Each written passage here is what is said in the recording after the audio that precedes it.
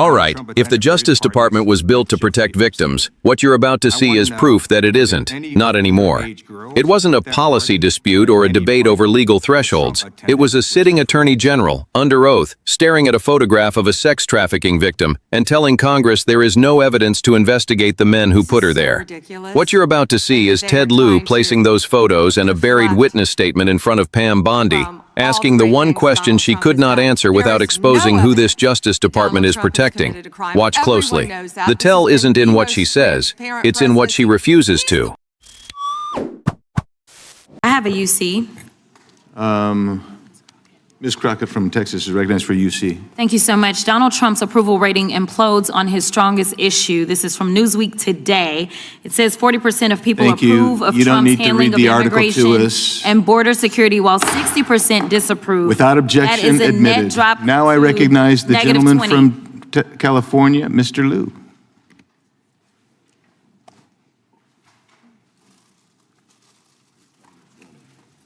Thank you, Attorney General Bondi, for being here today.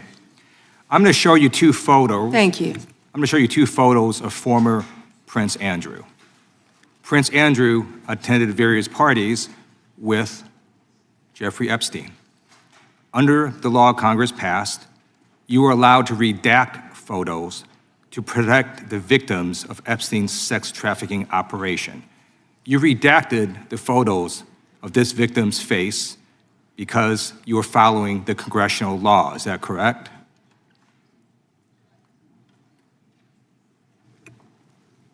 I'm sorry, that we redacted the victim's Because you were face? following the congressional law, correct? Yes. Okay. You have now established that please put the photos back up, that we are looking at a sex trafficking victim. Under the Federal Victims Trafficking Protection Act, not only is Jeffrey Epstein guilty, but anyone who patronizes Epstein's sex operation is also guilty of a crime. That's why I find it absolutely despicable that you sought to protect Epstein's clients, like former Prince Andrew. Last July, you closed the case on Epstein's abusers. The July 2025 memo from your Department of Justice stated, quote, "We did not uncover evidence that could predicate an investigation against uncharged third parties." These two photos, please put the photos back up. These two photos staring you in the face are evidence of a crime and more than enough evidence to predicate an investigation against former Prince Andrew. So I ask you, Attorney General Pam Bondi, why did you shut down this investigation last July, and why have you not prosecuted former Prince Andrew? I don't believe you asked Merrick Garland these questions when he was Attorney General and set before. I agree with you. You twice. I'm reclaiming my time. Never I agree with mentioned you. I agree with you. During the Biden administration, I called for people looking at Epstein files. Merrick Garland dropped the ball, as did Attorney General Bill Barr, as did Alex Acosta, a whole string of failures, but you are in charge. You have the power to change things, to hold these men accountable, and you're doing the opposite. You're protecting them. So I want to move on to another man. Can I answer Donald that, Trump. though? I want to move on to another question. Can I answer your question about protecting You Prince answered the Andrew? question. You're saying no. I love this. I want to discuss another man, Donald Trump, who is all over the Epstein files, like former Prince. Here's the video.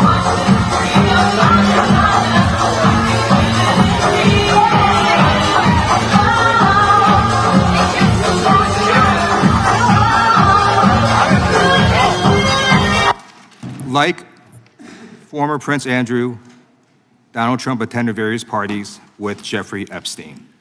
I want to know, were there any underage girls at that party or at any party that Trump attended with Jeffrey Epstein?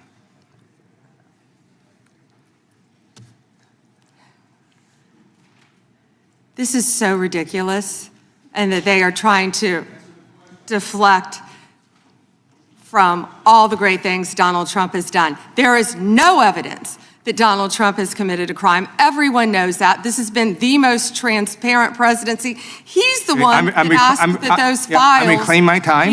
I got your answer. You said there's no evidence. President Trump asked Mr. Chairman, please stop the clock. Stop the clock. The legislation. This is ridiculous. Time belongs to the gentleman from California. Okay. I'm going to put up another document from a witness who called the FBI's National Threat Operations Center, because I believe you just lied under oath. There is ample evidence in the Epstein file. Don't you ever accuse me of a crime. I believe you just lied under oath, and this is all on videotape. You said there's no evidence of a crime. I'm showing you, here is a witness statement who called into the FBI's Threat Operations Center. He drove Donald Trump around in a limo. He overheard what Donald Trump said to Jeffrey on his cell phone. He was so angry, he was gonna stop the limo and hurt Donald Trump. And he met a girl who said she was raped by Donald Trump and Jeffrey Epstein. She later had her head blown off, and officers at the scene said that could not have been suicide. No one at the Department of Justice interviewed this witness. You need to interview this witness immediately. Epstein should rot in hell, so should the men who patronized his operation. And as we say here today, there are over 1,000 sex trafficking victims, and you have not held a single man accountable. Shame on you. If you had any decency, you would resign right after this hearing concludes. The gentleman has expired. May I respond? Yeah, I don't know how you respond. No one can. I did not ask a question, Ms. He Head. doesn't You're want allowed to talk to. about I did the not ask a horrific question. crime in California. He does not want to talk about I did not ask a crime question. in his state. You can't just Madam Attorney ad-lib General. stuff. I did not ask a question. Meeting will be in order. The gentleman has yielded back his time. I think our next witness will be. Okay, let me just validate the feeling you probably had while watching that. Because what Pam Bondi did in that hearing room was not a legal defense. It was a disappearing act. And I want to walk you through exactly how she did it. And more importantly, why it should bother every single one of us, regardless of which party we vote for. Let's start with the memo, because that is where this whole thing begins. In July 2025, the Department of Justice quietly closed its investigation into Jeffrey Epstein's uncharged co-conspirators and clients. The official language was careful, almost surgical. They did not uncover evidence that could predicate an investigation against uncharged third parties. Now, predicate is a legal term, and it matters more than almost any other word in that sentence. To predicate an investigation does not mean you have proven anything beyond a reasonable doubt. It means you have a reasonable, articulable basis to believe that a crime may have occurred and that a specific person may be connected to it. That is the floor, not the ceiling. And Ted Lieu walked into that hearing room with photographs of a known sex trafficking victim standing next to a named individual at Epstein's parties, a closed case file, and a witness statement that was apparently called into the FBI's National Threat Operations Center and never followed up on. That is the predicate. That is more than enough to open a file, assign an agent, and make a phone call. And the Department of Justice looked at all of it and said, nothing to see here. So when Lieu placed those photos on the table and asked Bondi directly why the investigation was shut down, I want you to watch what she did. Because she did not answer the question. She reached backward. Merrick Garland, Bill Barr, Alex Acosta. And look, she is not entirely wrong to raise those names. Acosta gave Epstein a plea deal in 2008 that federal judges later ruled violated the Crime Victims' Rights Act. Barr had the files and moved slowly. Garland had years and produced a memo. But here is the thing about that deflection, and this is important. When you are the Attorney General of the United States, sitting under oath before Congress, being asked why active leads were not pursued on your watch, pointing at your predecessors is not an answer. It is a tell. It tells you that the person across the table cannot defend the decision on its merits. Because if the decision was legally sound, you defend it. You explain the investigative steps taken, the evidence reviewed, the legal standard applied. You don't say, well, Merrick Garland didn't do it either. That is what defense attorneys say when they have nothing left. Now let's talk about the moment that actually changed the temperature in that room. Lieu shifted from Epstein's clients broadly and turned to Donald Trump specifically.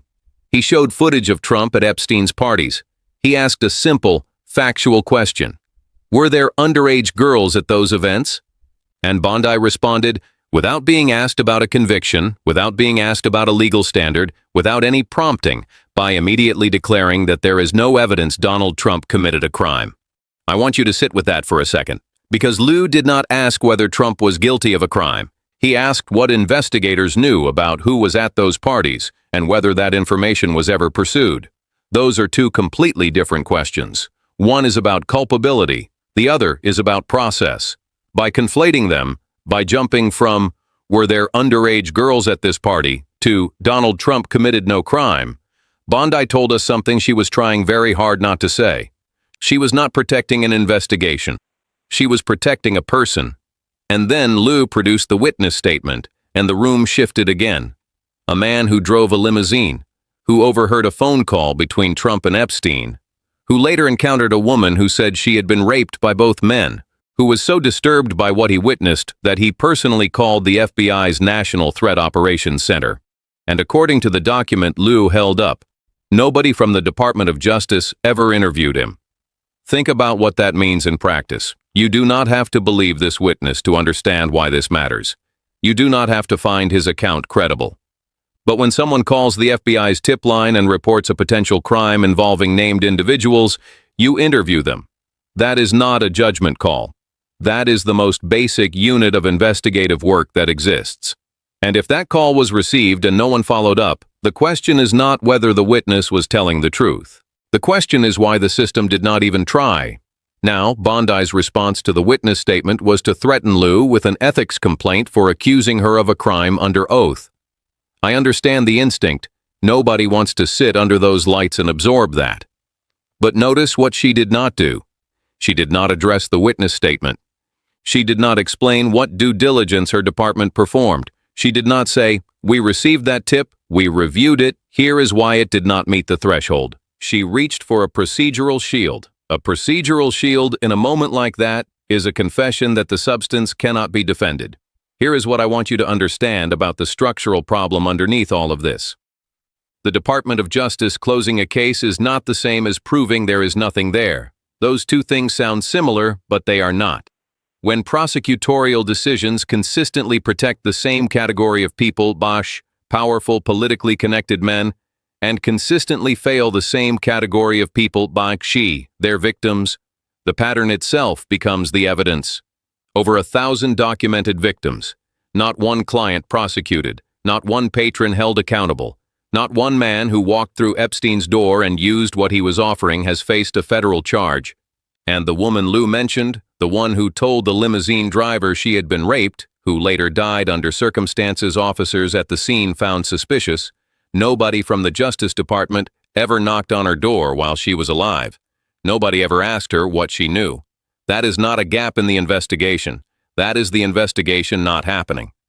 When a Justice Department becomes the mechanism by which powerful people are insulated from accountability, it does not only fail the specific victims of those specific crimes. It sends a message to every trafficking survivor who was told the system would protect them. It sends a message to every witness who picked up the phone and did the right thing. It sends a message that the law applies to everyone, except when it doesn't. Not if you are rich enough. Not if you are connected enough. And that is not a partisan observation. That is what the evidence in that hearing room showed us. In real time, with photographs, documents, and a witness statement, the nation's top law enforcement officer could not explain away. Bondi left that hearing without answering Lieu's central question. Why was the investigation closed? Not a legal explanation, not a procedural one, just a deflection, a declaration of loyalty, and a threat. Democracy does not collapse in a single moment. It erodes in decisions like this one, quiet, bureaucratic, easy to miss, unless someone is willing to stand in a hearing room and hold up a photograph and refuse to sit down until someone answers for it. Ted Lieu did that today. The question now is whether any of it will actually matter. And honestly, that part is up to us. If this reached you, share it with someone who needs to hear it. Subscribe, because these hearings will keep happening, and most of them will disappear before the news cycle turns over. I'm not going to let that happen.